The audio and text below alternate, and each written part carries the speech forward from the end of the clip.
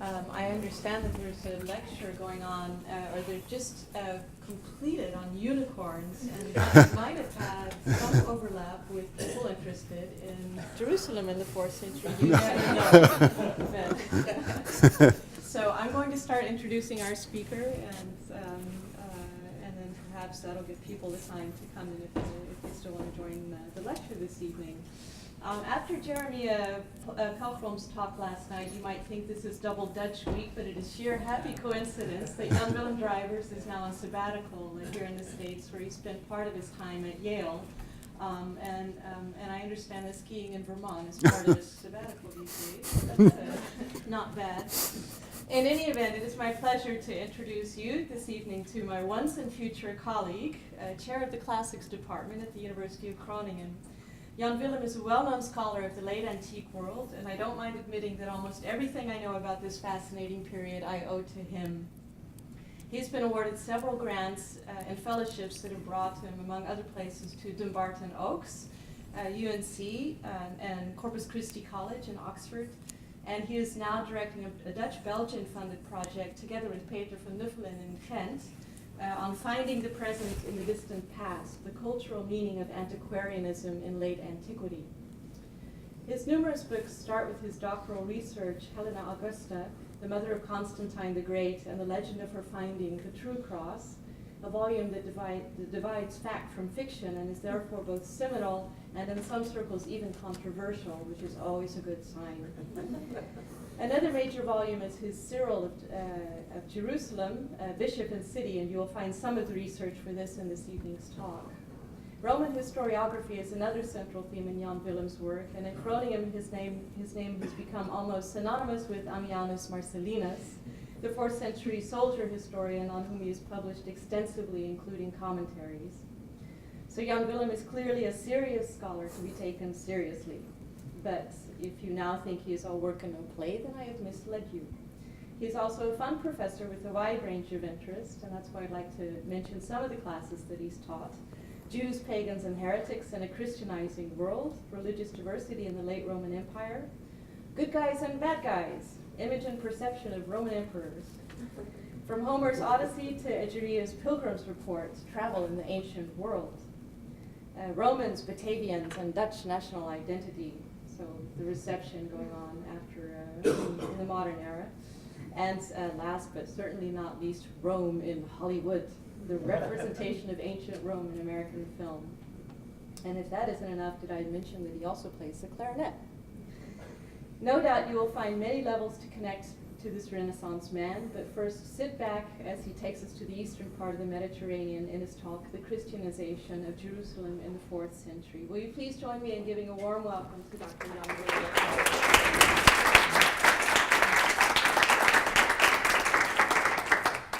Thank you very much, Christina. You do me too much honor, I think. It's a pleasure to be here, and this is my first time to Brown, but I'm really very impressed by the hospitality, by your campus. Of course, I have colleagues here whom I know already for a long time, so it's great to be here, and I hope I won't disappoint you with my talk about the Christianization of Jerusalem in the 4th century. Okay, let's start. On the 21st of May of the year 630, the Emperor Heraclius restored the relics. Let me see. How does this work? Sorry. Yes. Restored the relics of the True Cross in a grand ceremony in the Church of the Holy Sepulchre in Jerusalem. And you see a picture of that from frescoes in Arezzo by Piero della Francesca. By the beginning of the 7th century, Jerusalem was a Christian city par excellence and the emblematic capital of Christianity. Over the centuries, the Christian ideology of the late Roman Empire and its emperors had become closely connected with the city of Jerusalem, and with the most important symbol the city had given to the world of Christendom, the cross, which stood for life, salvation, victory, and power. While the capture of Jerusalem and the cross by the Persians in the spring of 614 must therefore have felt as a tremendous shock and defeat, the return of the cross relics to their city of origin 16 years later was celebrated by Heraclius, the inhabitants of Jerusalem, and the whole Christian world as a great victory.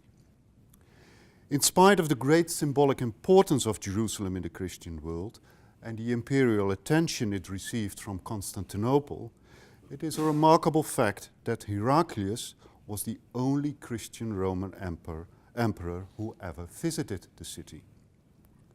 The Restitutio Crucis was an event laden with great symbolic meaning. Apart from restoring Jerusalem to its former glory, it presented Heraclius with the opportunity to evoke the reign of Constantine the Great, under whom the discovery of the cross had taken place and Jerusalem's rise as a Christian city began. When Constantine became emperor in 306, Jerusalem was a provincial town of no consequence. It had lost its splendor of the Second Temple period after the destruction of the temple in 70 CE, and the overthrow of the Bar Kokhba rising in 135 CE was followed by the expulsion of the Jewish population from the city and its surroundings by the Emperor Hadrian.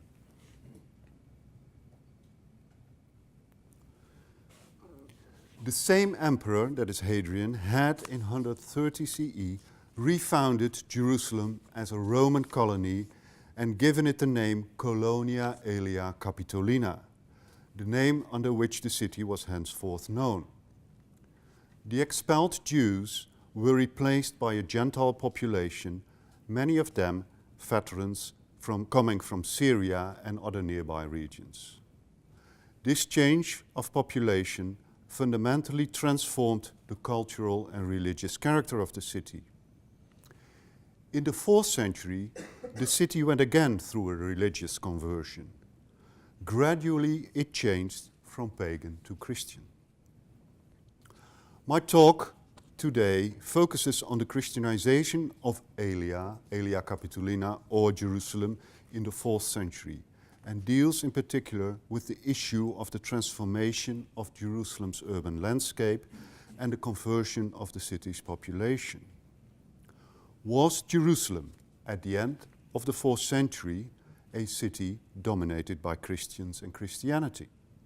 Was it a city with a clearly Christian identity, which is the impression gained from the available literary and material sources, and is also what is claimed in most scholarly literature on the subject?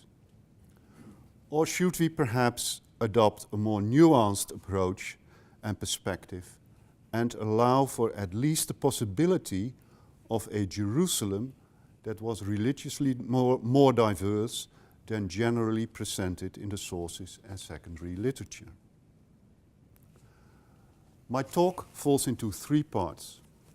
First, an impression of the religious situation of Aelia Capitolina in the 2nd and the 3rd centuries will be given. Secondly, the Christianization of the city under Constantine and beyond will be discussed. And I will finish with an attempt of giving an impression of Jerusalem's religious situation at the end of the 4th century, which I believe was more complex than the notion gained from the available source material. Okay, first the city Aelia Capitolina in the 2nd and the 3rd centuries. Our image of Aelia Capitolina in the 2nd and the 3rd centuries is blurred by the triumph of Christianity in the 4th century and by the narrative about the early Christian community in Eusebius's church history, which is our main written source for the reconstruction of the early history of the city's Christian population. In spite of Eusebius's exclusive focus on Christians and Christianity, Christians were a minority in Jerusalem and probably a small minority in the city of the pre-Constantinian period. The city was a modest colony in terms of residential area and numbers of inhabitants. Did it wrong again, sorry. And this is what the city looked like in the 2nd and the 3rd centuries. Here is the Temple Mount with a statue of Hadrian. This temple of Jupiter was probably not there. Here the Cardo Maximus, and here the new Forum, about which I will say something more in a minute. It was a modest colony in terms of residential area and numbers of inhabitants. An educated guess is that it had no more than 10,000 till 12,000 residents. After the expulsion of the Jews by Hadrian, the best part of the population, as I said, was made up of veterans from Syria and other nearby regions. And the presence of units of the 10th Legion, which had their military camp at the south side of the city since 70 CE, made Aelia Capitolina very much a garrison town. The change in the demographic constitution of the city after Hadrian's reforms implied a change of religious identity. Jewish Jerusalem became pagan Aelia. The Latin church father, Saint Jerome, calls the new population colonists of no faith. The civic authorities, many of them possibly of military background, as well as the soldiers present in Aelia Capitolina, were the driving forces behind the setting up of pagan cults. And there are clear traces, although fragmentary, for pagan cults both public and private in the city itself and its surrounding area. In the military camp, we see a religious microcosm of the various military cults. Zeus, Athena, Victoria, Tyche, and Dionysus are depicted on Aelia Capitolina's coins, and Apollo or Sol was at least honored privately. And there's abundant evidence for a Serapis cult, which seems to have been particularly popular in the city. Serapis is depicted on coins and was probably venerated in the therapeutic sanctuary in Aelia Capitolina, which is called in the Gospels the probetic pool. Done it wrong again, sorry.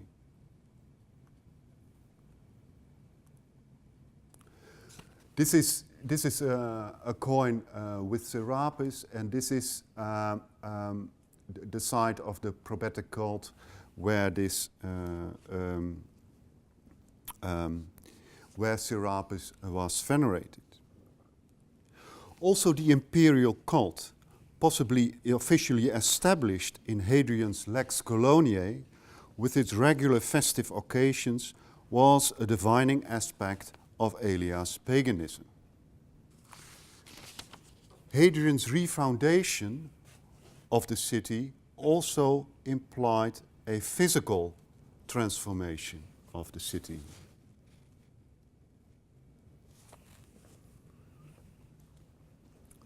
Had the Temple Mount been the center of Jewish Jerusalem, the center of Aelia Capitolina was a newly constructed forum with a temple of Aphrodite, also identified with Tyche, the city's protectress. To all likelihood, the former site of the Jewish temple remained desolate apart from a statue of Hadrian. So in the 2nd and the 3rd centuries, Aelia Capitolina was a predominantly pagan city, but not exclusively.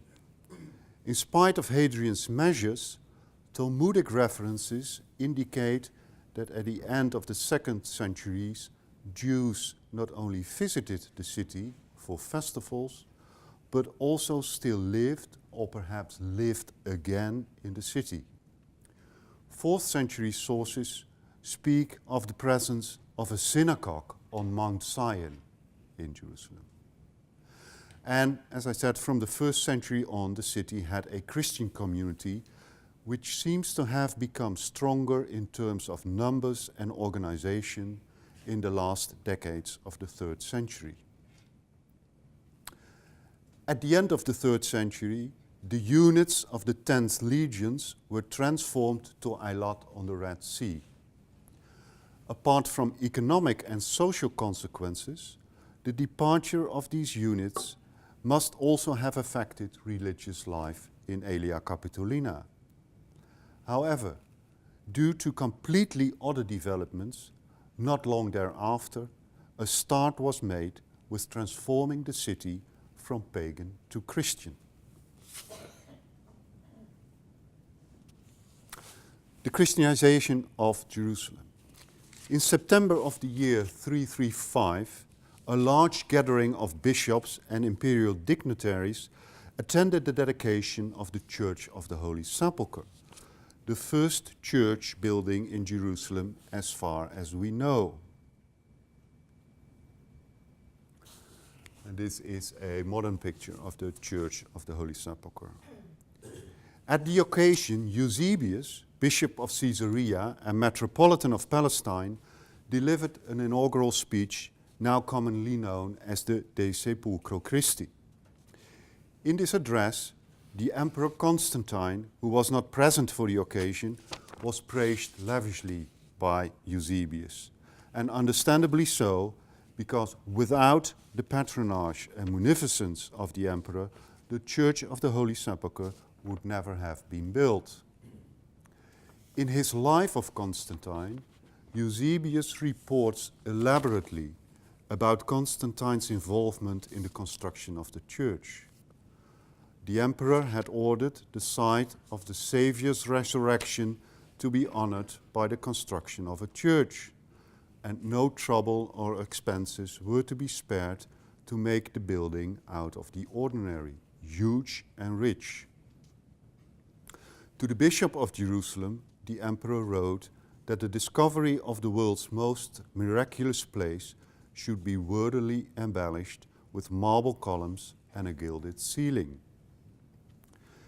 Eusebius presents a detailed description of the church, which consisted of a basilica, courtyards, and a rotunda where Christ's burial cave was located. So this is the basilica, this is an inner courtyard, and this is the so-called anastasis or rotunda with the aediculum and Christ's tomb. The complex was not only connected with what was believed to be Christ's tomb, but also with Golgotha, the site of the crucifixion. Thus the new complex was meant to commemorate Christ's death and resurrection.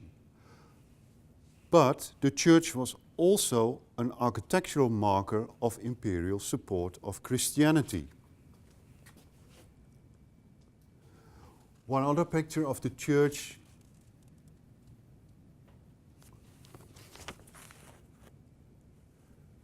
and this is a picture I particularly like. This is a German plan of the city in the 19th century, where you see here the remains of the Church of the Holy Sepulchre, but you should imagine that the basilica was here, and these are what was in late antiquity the Cardo Maximus, the main street of the city. Anyway. The construction of the church undoubtedly increased the self-awareness of Jerusalem's Christian community. And among Aelia's Christians, there also seems to have been a growing awareness of the many sites which represented the biblical past of the city. Christian sources, and also many modern scholars, would like us to believe that there had been a long tradition of veneration of these sites. For instance, the veneration of the site of Golgotha or the site of Christ's tomb. It cannot be ruled out that the Christian community in the city may have preserved the memory of the sites and that there may have existed a tradition of honoring the places of Jesus' crucifixion, burial, and resurrection. However, sources do not allow us to be certain about the existence of such a tradition, or assuming that one such existed, how far back in time it went. It is likely that with regard to many holy sites, we may have to do with invented traditions, in association with the policy of Jerusalem's bishops to emphasize their city's Christian past and its holy sites as tangible expressions of this past. In particular, during the episcopate of Bishop Cyril, who was bishop of the city between 349 and 386, Jerusalem's biblical history and holiness were prominently advanced, and the presence of sacred sites and the relics of the cross as visible and tangible remains of Christ's life and passion was emphasized.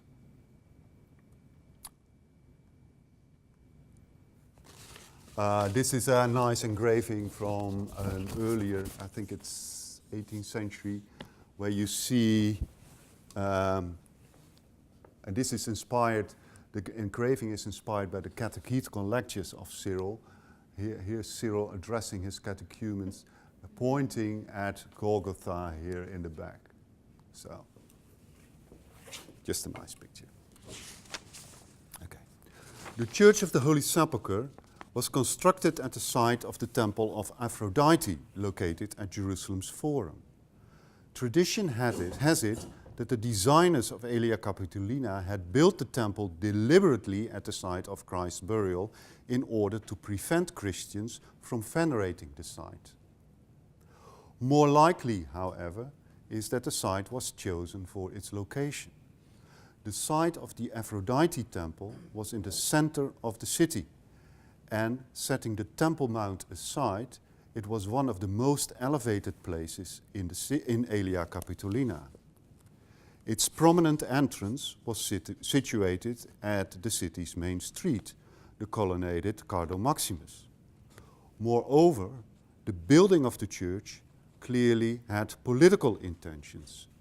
Its construction signified the new Christian beginning of the history of the city, or, as Eusebius phrased it, and I quote from a translation, New Jerusalem was built facing the famous Jerusalem of old. The Jerusalem of old, of course, refers to the Jewish history of the city and to the Temple Mount, which remained in ruins as evidence of the fulfillment of Jesus' prophecy that not one stone of the temple would be left upon another. But Jerusalem of old also refers to the city's pagan history, which had symbolically come to an end by the building of the church on the site of the pagan Aphrodite temple. The building of the Church of the Holy Sepulchre, one of the most magnificent churches of his day, in the center of the city, therefore evidently marked and affirmed Jerusalem's change in religious identity. Constantine's building activities not only involved the Church of the Holy Sepulchre. Jerusalem's reconfiguration of space also involved the construction of a church on the Mount of Olives at the site where Jesus was alleged to have taught his disciples. And in Bethlehem, the Nativity Church arose, and a fourth church was built at the Oak of Mamre near Hebron. This is the oak, the site where the three divine visitors appeared to Abraham. Apart from church building, the sacralization of space by way of a growing number of holy sites in Jerusalem and its vicinity was another important aspect of the Christianization of the city and its surrounding area. The notion of Christian holy places is up to a point a survival of pre-Christian religious behavior. Holy sites, in particular on mountain tops, and sacred trees, streams and caves are of course already part and parcel of ancient paganism. The report of the so-called Bordeaux pilgrim, who visited Jerusalem in the year 333, already presents a fair number of Christian holy sites and objects within and around the city. For instance, the rock where Jesus betrayed Christ, the sites where Christ taught and prayed on the Mount of Olives, the palm tree from which the children broke branches to strew on Christ's path when he entered Jerusalem, and the column on which Christ was scourged. Besides sites, holy objects were venerated in Jerusalem, and the holiest object Jerusalem possessed was undoubtedly the true cross, enshrined by the Church of the Holy Sepulchre. The discovery of the cross has been ascribed to Helena, the mother of Constantine.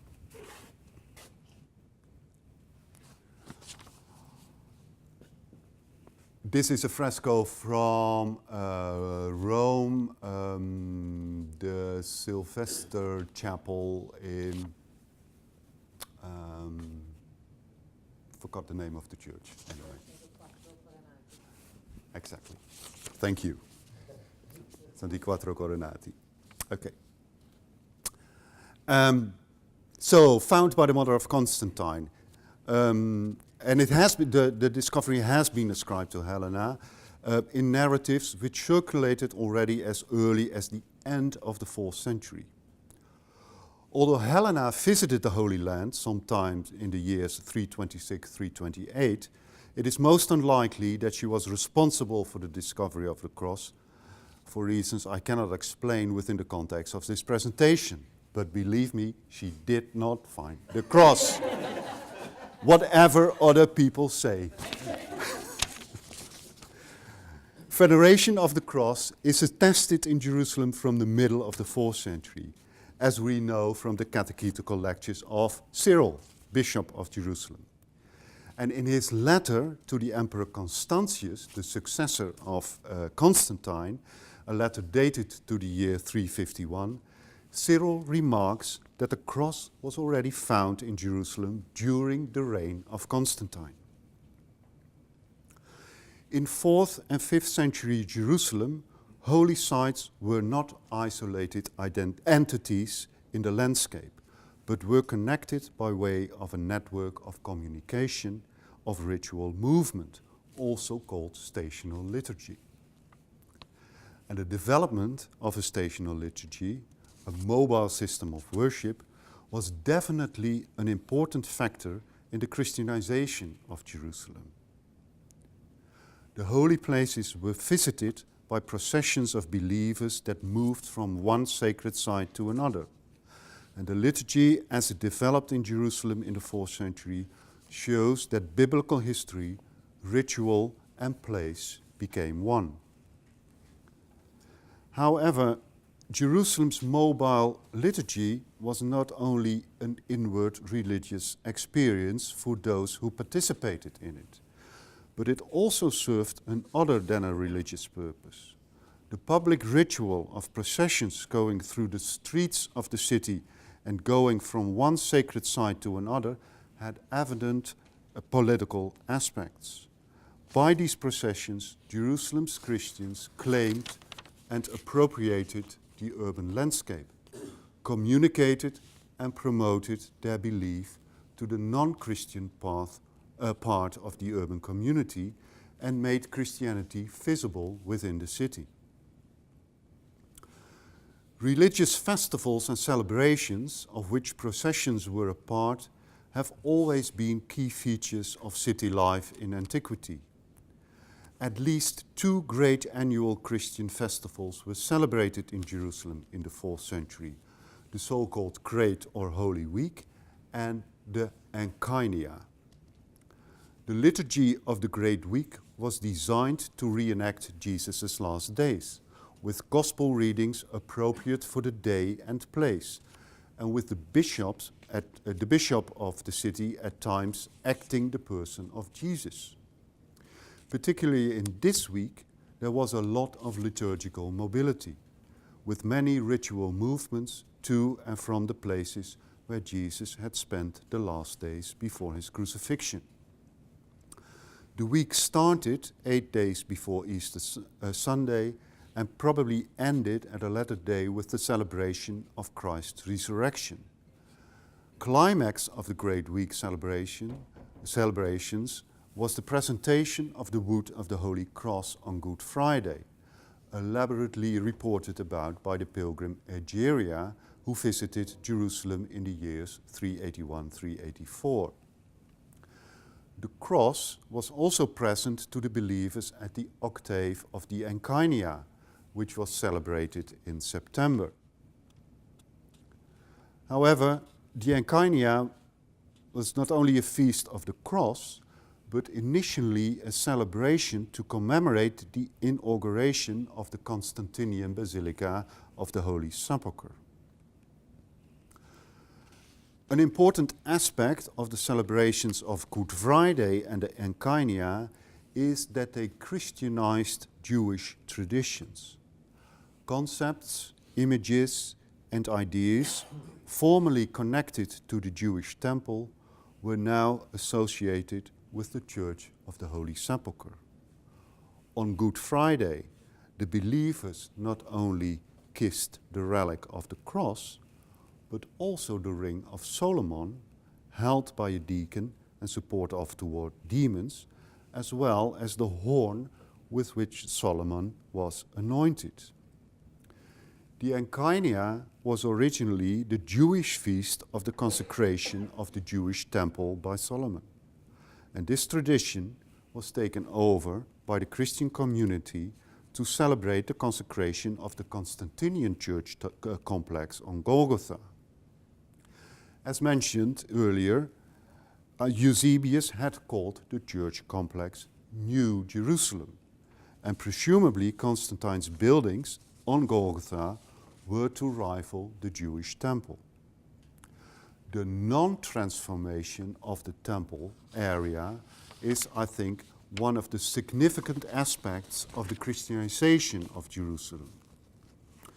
Christians must have deliberately left this area, accounting for approximately 1/5 of the size of the city, deserted. And the vacant Temple Mount, with ruins of the temple still partly standing, symbolized that God had left the Jews and that Christianity had become the Verus Israel, the true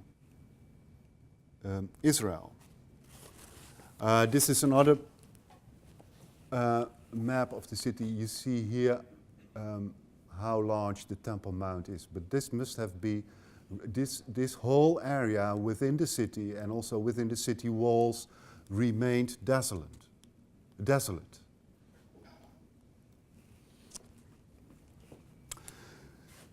Jerusalem's growing number of holy sites attracted an increasing number of pilgrims from everywhere in the Roman world and beyond.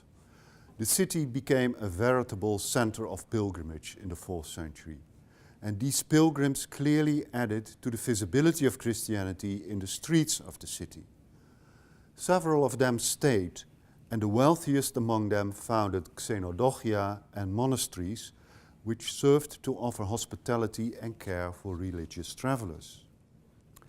Although the heyday of Palestinian monasticism falls between the beginning of the 5th and the end of the 6th century, Jerusalem had at least 2 monasteries that we know of in the 4th century, both on the Mount of Olives. And presumably there were also ascetics living in less structured monastic groups in or near Jerusalem. And at the site recognized as that of the Ascension, also on the Mount of Olives, a basilica was built in the 4th century. And churches were also built at the site of Gethsemane, on Mount Zion, and near the pools of Bethesda. And these pools known for their healing powers, were originally part of a pagan healing sanctuary. And the construction of St. Mary of the Probatica at the site is, I believe, an excellent example of the transformation of a pagan sanctuary site into a Christian church. But what about Jerusalem's religious identity at the end of the 4th century? The history of the religious transformation of 4th century Jerusalem is very much a triumphant narrative of Christianization, in which a sharp line is drawn between Christians and non-Christians. And this narrative of triumphalism is prompted by the available sources, both literary and material, which are of exclusive Christian character. And of course it is hard to deny that the glorious architecture of the churches and monasteries in Jerusalem and its surrounding landscape, and the chapels erected at holy sites, Christianized the urban landscape of the city. Pilgrims and processions going through the city streets had the same effect and underlined the presence and visibility of Christianity in the city. Moreover, in the course of the 4th century, Jerusalem and its bishop achieved a prominent position in the world of late antique Christendom, and this will undoubtedly have added to its perception as a Christian city. And in addition, the city's biblical history, the presence of holy objects, in particular that of the cross, which became in this era the symbol of Christian victory, added immensely to the perception of Jerusalem as a Christian city.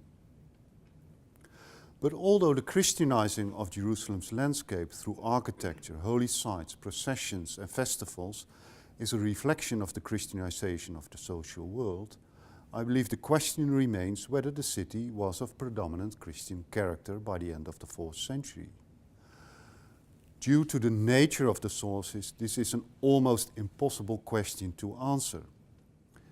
However, in concluding this talk, I would like to make a few observations which might put the conversion of 4th century Jerusalem to Christianity into a more complex perspective than that presented by our primary sources and many modern scholarly publications. First of all, we do not know anything about the size of the Christian community in Jerusalem.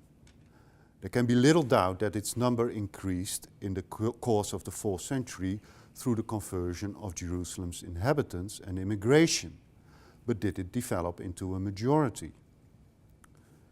Presumably, Christianizing Jerusalem was a process of contestation between various religious groups, Christians versus non-Christians, and between also opposing Christianities. Presumably Christianizing Jerusalem was a process of contestation between various religious groups, individual people, and also nationalities. Moreover, we should also take into consideration that many Christians were passers-by, pilgrims and other visitors who came to the city for a short period of time to take part in the various festivals and to visit the holy sites. The Bordeaux pilgrim and Egeria can be considered as representative for these visitors. The first one probably only stayed for a few weeks, the latter for some 3 years. Secondly, we hear nothing about the destruction of pagan temples in Jerusalem, apart from the devastation of the Aphrodite temple, which was demolished for the construction of the Church of the Holy Sepulchre. Although we lack evidence for the persistence of polytheism in Jerusalem in the 4th century, it may very well be that pagan sanctuaries and the cults they represented remained alongside the Christian architecture,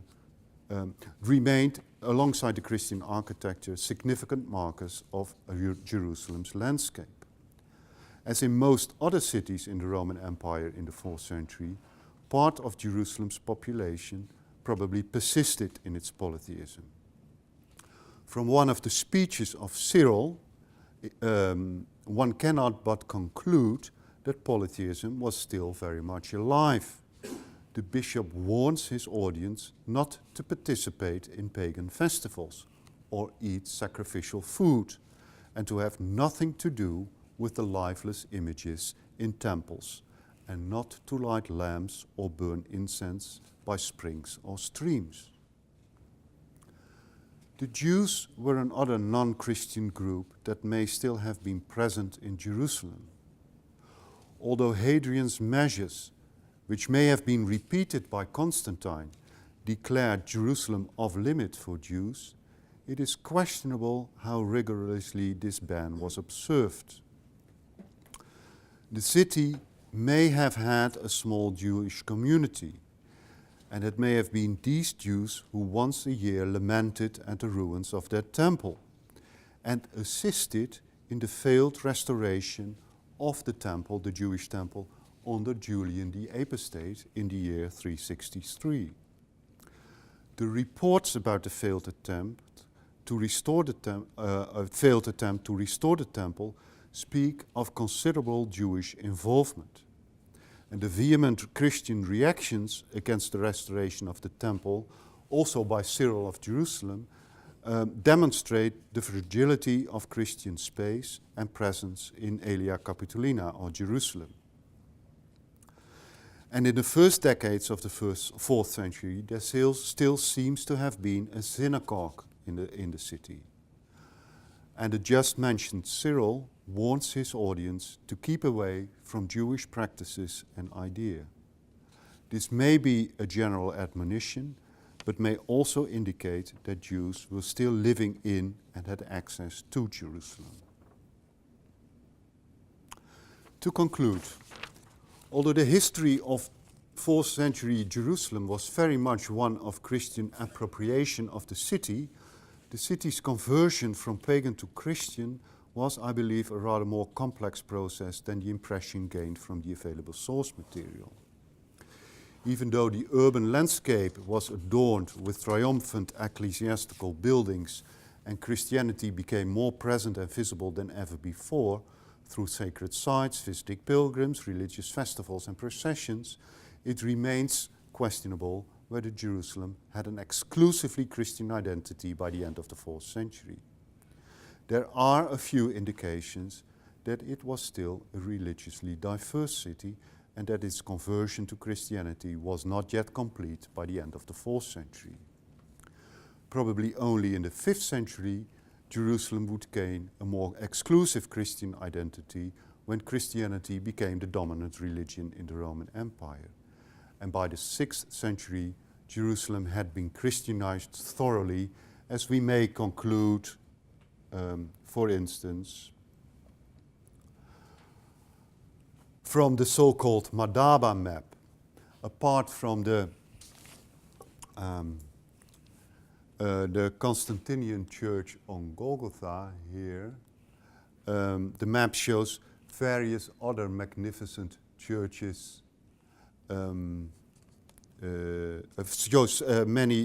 shows various other magnificent churches. But by the time the Madaba map was made, Jerusalem had developed from a backwater provincial town at the beginning of the 4th century into a prosperous city with an evident Christian identity. Thank you very much.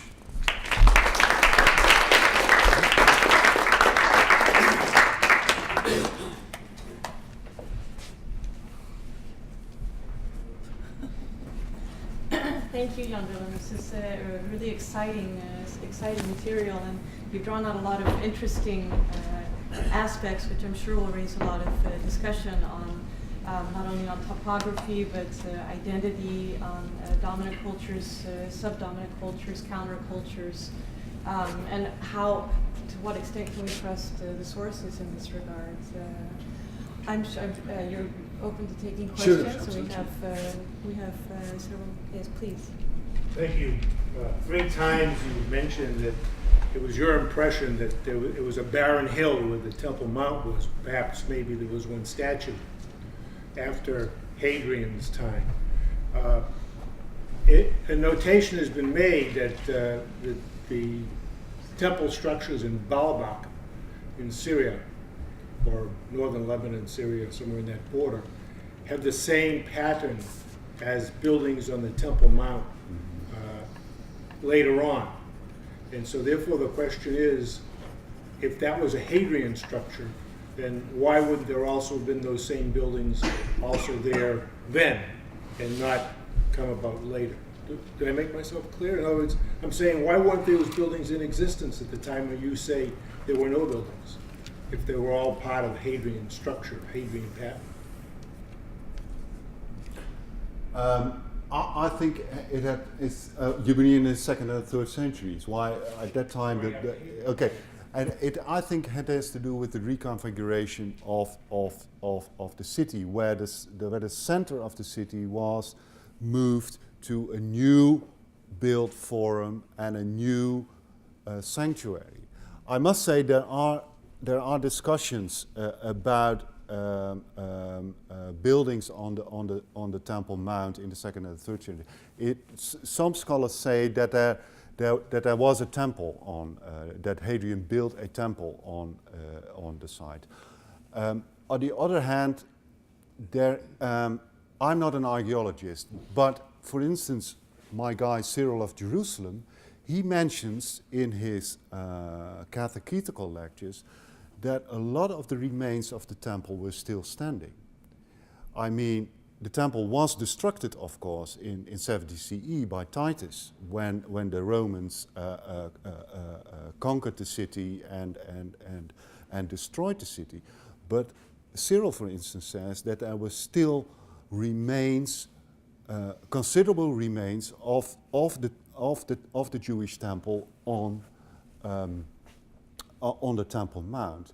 So it may also have to do that no building took place perhaps on the site may have to do with the fact that the city became a lot smaller in the 2nd and the 3rd century, less inhabitants than in the centuries before,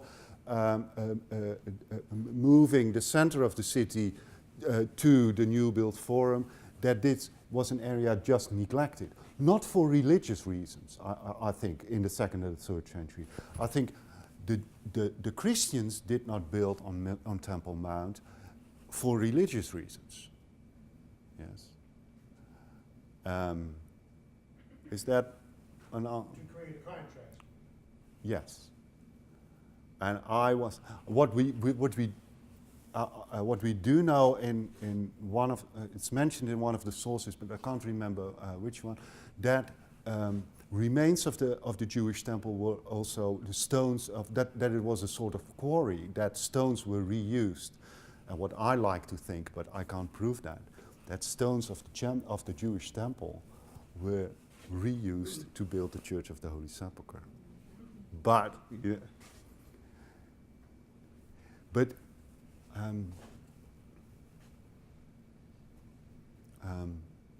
I'd like to think that there was that the Christians and there's also there are indications in the sources that the Christians that in the Christian era of the city, so the 4th until the 7th century, the Temple Mount was a desolate area.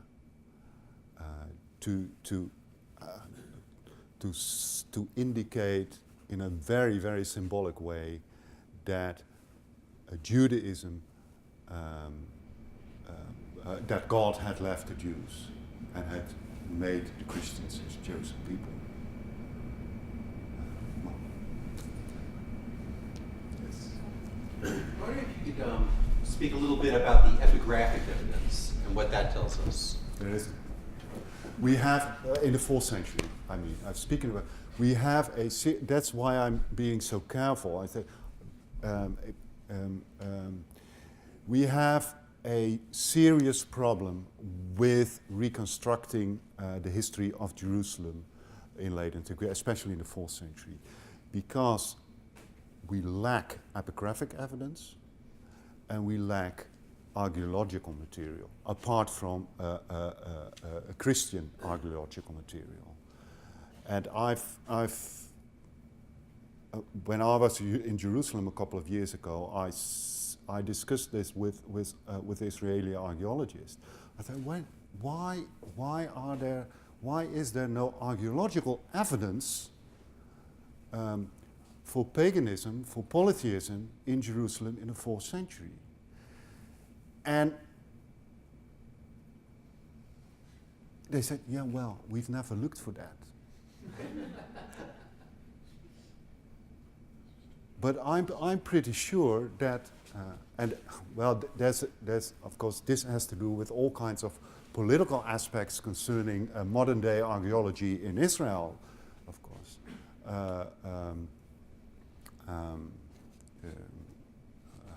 I won't go into that, but we, but there is, we hardly have, we have actually only the Christian material for the 4th century. But I'd like to nuance, that's what I've tried, to nuance our picture of 4th century Jerusalem somewhat by indicating, for instance, by referring to remarks in the catechetical lectures of Cyril that the situation may have been more complex. What about the civic infrastructure? I mean, the repair of aqueducts that are ruinated after that, roads, anything else? You mentioned Xenodokia. There must have been a theater. Right. I mean, who's paying for that? Is there any evidence, textual or inscriptional? No evidence. I'm Really? so sorry.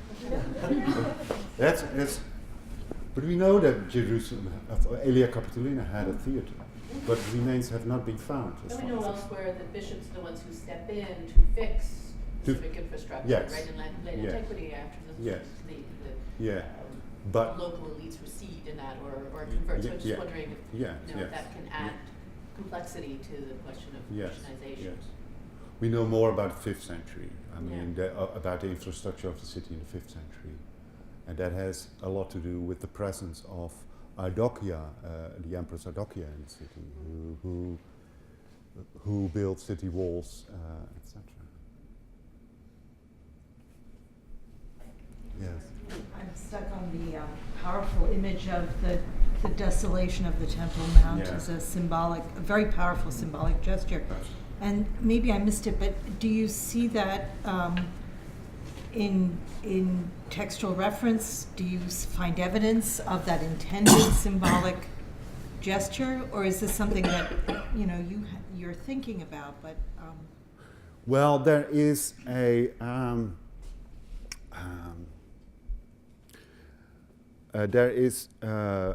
there is of course the attempt to rebuild the temple in 363 under Julian,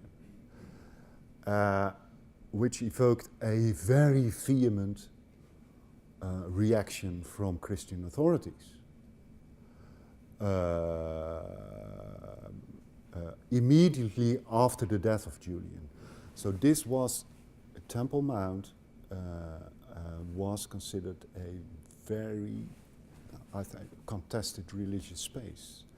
And if the Jews would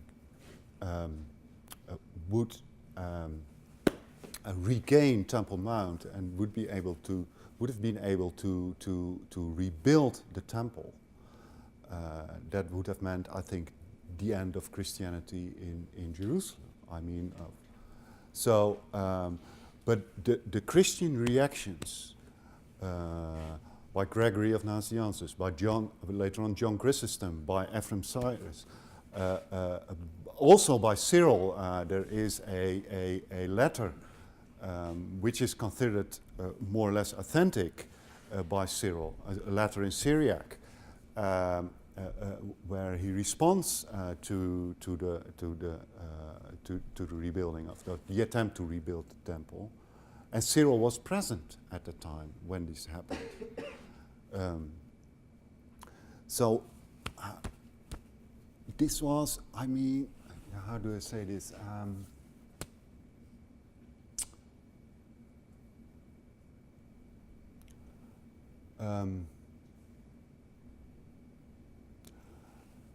Temple Mount was for Christians that's a vulnerable side. I mean, yes.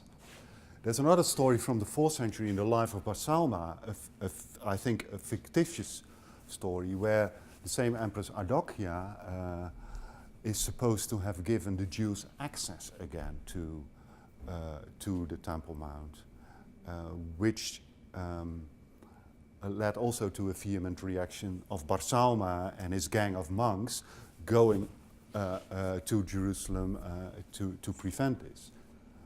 So it is a very vulnerable and contested, no, not contested, but vulnerable site. And there is, of course, Jewish-Christian relations in late antiquity, are very complex, and Christianity, especially in this period, has become, I believe, more and more anti-Jewish.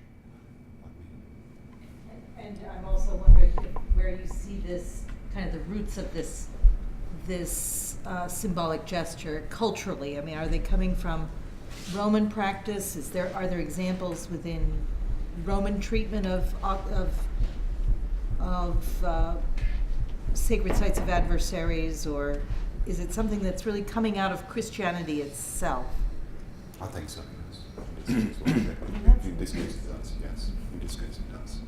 I think there was a question over there. I'm wondering about, are there 4th century burials to be seen anywhere? Not that I know of. No? Not that I know of. I'm sorry. Do you have evidence about, you mentioned for Aelia Capitolina a number of temples and sacred sites for Greek and Roman gods and goddesses. Do we know what happened to them? Those sites, those temples? Were they? Well, my suggestion is that also in the 4th century, some of these temples, sanctuaries, remained, and we have this one example of a sanctuary turned into a Christian church. So temple transformation. We don't have so many examples of. No, we don't have that many. Occasionally. Occasionally, yes. But Aphrodite was converted. I mean, if that's where the site of the Holy Sepulchre was, then that's a Yeah, but that. prime example of that. Yes.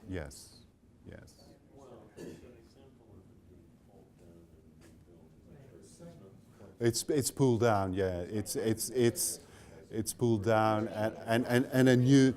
If yes. Yeah. So a question about the topography of a Christian city at that time. I'm not sure, this doesn't really my area of expertise, so I was wondering, could you speak to what is the defining topography of a Christian city? I mean, is it just a church? What makes a city a Christian city? Because we talk about Christianization of a city, and so we're looking for numbers, is partly what we do. But what other, for example, actually what I'm getting at is there a sense in which we can say that Jerusalem is being modeled on another already Christian city, or like Constantinople, or I don't know what I'm thinking, or what sort of modeling might be going on? We don't have at that time a model of a Christian city. I mean, church building in this period, in the beginning of the had just started. I mean,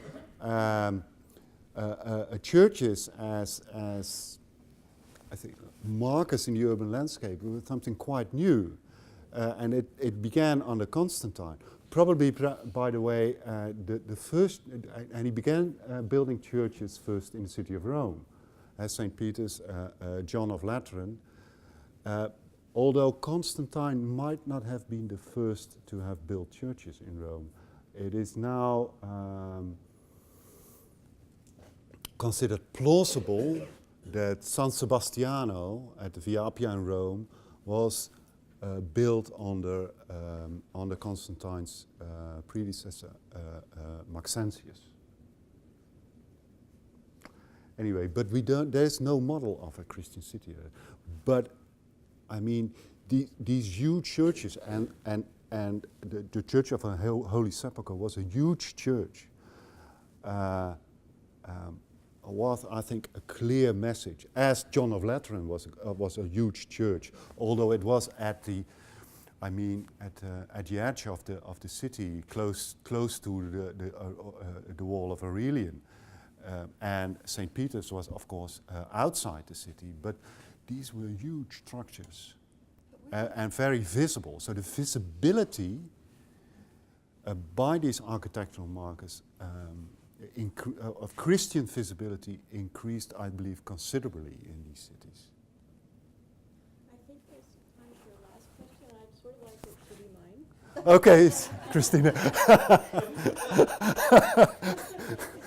to make this fit. So, before we break for refreshments and wine, I really like I like your interpretation of this fragility of space. And that's a wonderful phrase, and I like the way that you're sort of emphasizing how they're so dominant about this space because they do feel vulnerable in its use, and that almost seems like almost an argument excellentio for them not being the only or even the dominant or even the majority of the population in Jerusalem. And I'm also looking, but at the same time I'm looking at the location of the Church of the Holy Sepulchre. And it for fulfilling a lot of needs. If it was built on top of the Temple of Aphrodite, at the same time as being built on the place of Christ's burial, and having this like prime civic location in the most visible place. The supposed site of Christ's. The supposed, alleged, but sometimes the supposed thing is what counts for people. So that seems to be like a clear, overt control of space as well. And so how would you play that in with you've got into this in different ways, but maybe you can touch on that again, how you play in with the sort of the dominance of the decision makers in deciding where these places get put and the wider population at that time. That sort of ties in with this second question which I had, which I could ask there, and you can think about in the meantime. And that's like what we know about the population of Jerusalem in the 4th century. I mean, in the third and second, it was tiny, and you already said probably a large part of it were pilgrims coming in. There were pilgrims coming in, but there were also, of course, all kinds of other people coming in, because Jerusalem went. There was a lot of construction work going on, of course. Building a church like this. You needed a lot of craftsmen for it, builders. So, and there's also complaints about in Christian sources, 4th century Christian sources. There are all kinds of people coming in, and not Christians, and prostitutes, etc., etc. So there were even church fathers saying to their flock, don't go to Jerusalem. Don't go to Jerusalem with pilgrimage. I mean, it's a dangerous city. There's a lot going on there, and you could get tempted, by all kinds of things. Well, can we close there? And I'd like to thank everybody